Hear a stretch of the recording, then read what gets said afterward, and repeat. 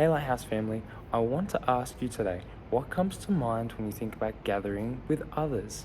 Now, you might be a little bit like me and think, I can't wait to be around people, we get to have a catch up, have a chit chat, or you might be on the other side of the fence where you feel a little bit worried, or you might even be a little bit nervous being around people. Well, no matter where you find yourself today, I want to share an encouraging scripture that's relevant to all of us, found in Romans 1, verse 10 to 11. And it's here we see Paul speaking to the church in Rome. And he says, "One of the things I always pray for is the opportunity, God willing, to come at last to see you."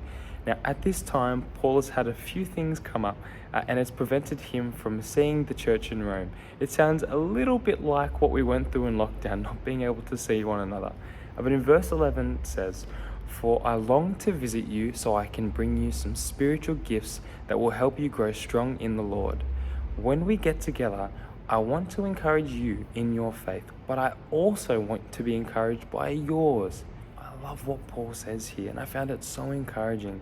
This is someone who traveled sharing the good news, but not only does he want to share the good news, he says, I also want to hear about your faith, about your stories, and about what God is doing in your life. And when we gather together and we share about the good things that God is doing in our life, it brings us encouragement that sustains us. It brings us hope, and it brings us confidence in who God says He is and the plans that He has for our life. Now today, on our 12-day of Christmas calendar, we have our young adults Christmas party. I'm really looking forward to the Christmas party, and to all of our young adults, I hope that you can make it because I would love to see you there. Now in this next season, I hope that you can find rest.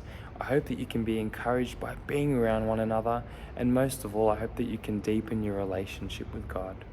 Have a fantastic day, and I can't wait to hear about all the stories of what God is doing in your life.